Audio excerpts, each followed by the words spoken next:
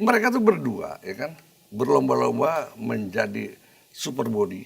Mereka itu polisi dengan kejaksaan. Oh, instansinya, Ya, oke. berusaha untuk menjadi super body. Gitu. Buat mereka ini, yang penting Febri sudah diamputasi, nggak mungkin lagi jadi jaksa agung, nggak mungkin lagi menyidik kasus korupsi, udah gitu aja. Bagaimana supaya hukum di Indonesia ini benar-benar kembali ke track yang benar? Gitu. Harus apa? Revolusi itu aja.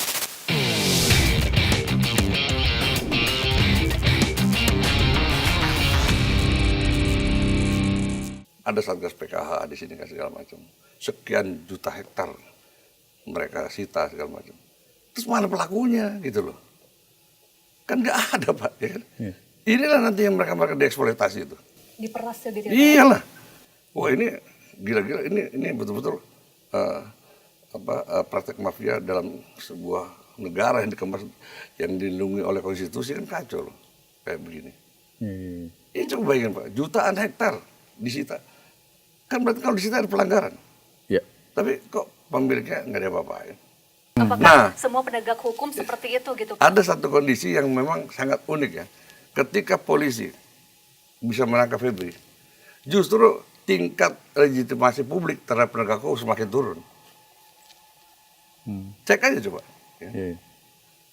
Kita bisa bayangin kalau misalnya kepercayaan publik terhadap penegakan hukum sudah sampai titik nol. Itu bukan lagi institusi hukum yang runtuh, negara ini runtuh. Coba ya, kita lihat aja nanti. Kalau ini tidak bisa diselesaikan, runtuh nih republik, runtuh nih penguasa, benar. Jadi kan aneh kan, harusnya kan masyarakat menambah percaya kan kepada penegak, tapi sekarang makin turun. Nah keterkaitannya dengan TNI Pak, kan selama ini kan kita tahu di berbagai informasi kalau Pak Febri ini kan selalu dikawal dengan TNI. Termasuk kemarin waktu yang hari Jumat ya, masih ada pengawalan ya TNI di kejaksaan. Nah ini saya juga cukup prihatin ya, dengan adanya kerjasama ya, adanya penandatangan kerjasama antara kejaksaan dengan Mabes TNI. Di situ klausulnya, ya, termasuk pengamanan fisik. Fisik kan bisa rumah, bangunan kan gitu. Nah ini nggak benar kalau menurut saya. Kalau kerjasama oke lah, karena di kejaksaan ada jampitmil kan. Tindak pidana militer ya. Nah, kalau kerjasama yang menyangkut kegiatan dong, misalnya kegiatan pemberantasan korupsi gitu ya, kita itu sah-sah aja kalau kita kawal gitu, tentara kawal kegiatan yang seperti itu. Tapi kalau kemudian pengamanan fisik ini bisa terjadi blunder gitu. Ketika kemarin rumah Febri mau digerebek, dijaga tentara coba. Padahal kan ada sesuatu kejahatan di sana kan gitu. Kalau menurut saya perlu dipertimbangkan lagi lah bentuk kerjasama itu, terutama dalam klausul tadi pengamanan fisik. Nah, ya itu udah berlebihan kalau menurut saya, sangat berlebihan. Jadi kalau kerjasama ya kegiatan atau mungkin pengamanan kegiatan kasus-kasus korupsi yang terjadi di militer ya. Artinya kejaksaan boleh mengusut dikawal sama tentara karena ini militer kan. Nah itu boleh. Nggak ada pengamanan fisik, gila kita tentara yang nggak pernah dijagain sama tentara gimana sih? Iya. Jadi jaksa ya dikawal sama tentara ya? Bahkan sama keluarganya loh. Semua dari mulai kejaksaan negeri sampai provinsi dijaga sama tentara. Habis lah tentara, tiba-tiba ada perang dia nggak tahu perang lagi, kacau banget. Karena gini kan, mereka tuh berdua ya kan berlomba-lomba menjadi super body. Mereka itu polisi dengan kejaksaan. Oh, instansinya, oke. Berusaha untuk menjadi super body, tapi dalam rangka apa? Banyak-banyakan menjadi backing lapak bisnis ilegal gitu aja. Saya pernah di setiap bisnis ilegal seperti judi, tambang ilegal, kebun ilegal dan macam-macam, pasti ada aparat hukum di situ. Udah pasti dah. Itu oknum Pak. Ya oknum, ya. Tapi kan kalau oknum terus sampai tingkat pimpinannya begitu kan kacau juga kan. Dengan wakil kepala BGN yang ditangkap polisi ini, ditangkap kejaksaan kemarin, karena kan ini kan dari kepolisian. Ini ada kaitannya dengan penangkapan? Iya, paling tidak ada secara psikologis adalah. Artinya Febri ini polisi semua disikat sama dia kan gitu. Pasti ada secara psikologis karena memang konflik mereka sudah sejak lama. Berlomba-lomba dalam kesesatan lah begitu menurut saya sih. Berlomba sejak lama ya. Tapi setelah ini Pak, setelah penahanan Febri gitu ya, Pak Rajasa ngelihatnya ke depan bagaimana ini? Ya nggak ada apa-apa. Nggak ada apa-apa? Nggak ada. Coba kita, saya bukan arti mau bertaruh ya. Melihat dari kasus-kasus yang lain ketika ada keterlibatan pejabat hukum ya, aparat hukum, ini pasti dilambat-lambatin, lama-lama hilang. Kasus Firly aja coba. Belum ketangkap sampai sekarang. Bukan belum ketangkap, nggak ada apa-apain, nggak diperiksa juga kok. Iya. Padahal sudah ditersangka loh ya Sudah statusnya. tersangka. Ini pun Febri juga akan begitu. Apalagi dia diserahkan, artinya dikembalikan ke rumahnya. Udah.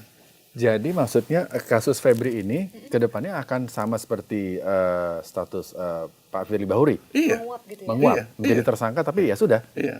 Gitu. Buat mereka-mereka ini, yang penting Febri sudah diamputasi. Nggak mungkin lagi jadi jaksa agung, nggak mungkin lagi menyidik kasus korupsi. Udah gitu aja. Aman buat mereka-mereka. Untuk melakukan kejahatan lagi maksudnya. Dan akan benar-benar ditahan tidak Pak? Enggak. Saya yakin dia juga nggak masuk ke sel, coba aja. Wah, Loh, yakin Pak? Ini kemarin-kemarin ya, iya. di kejaksaan, di kantornya dia tidur. Berani taruhan?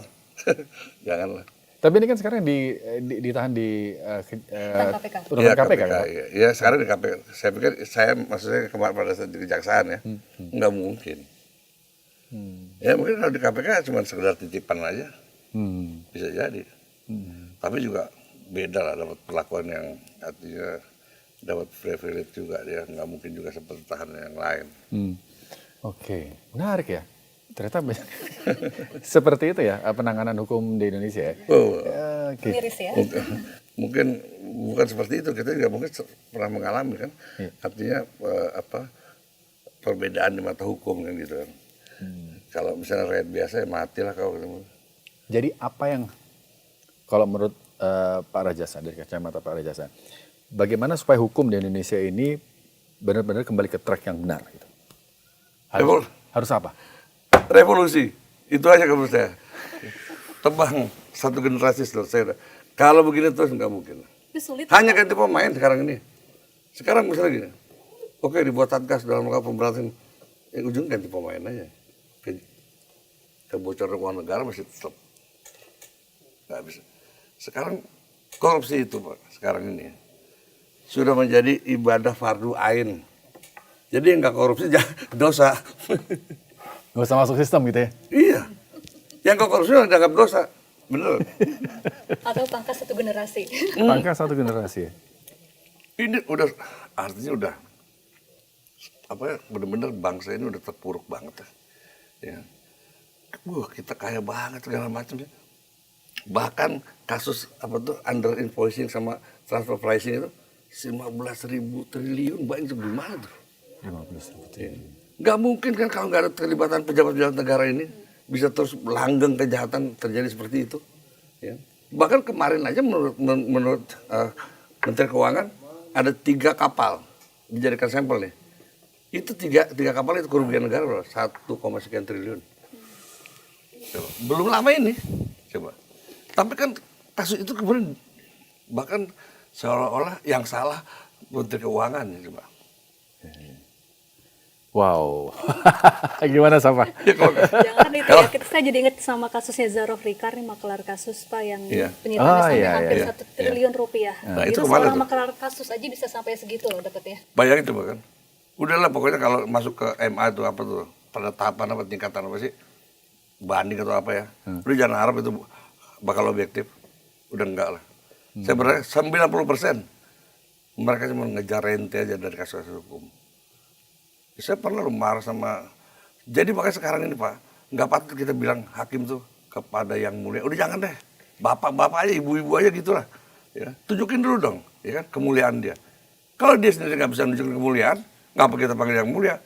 Kalau saya orang Islam nih, Nabi Muhammad panggil Muhammad doang, udah pakai yang mulia lagi, nggak bener tuh. Saya bilang. Kan disebut sebagai wakil Tuhan. Mana? Tuhan nggak Seorang pernah hakim. Tuhan nggak pernah mewakili manusia ini di Indonesia nggak, karena nggak bayar semua. Itu dari jaksa, hakim, pengacara, polisi, semua.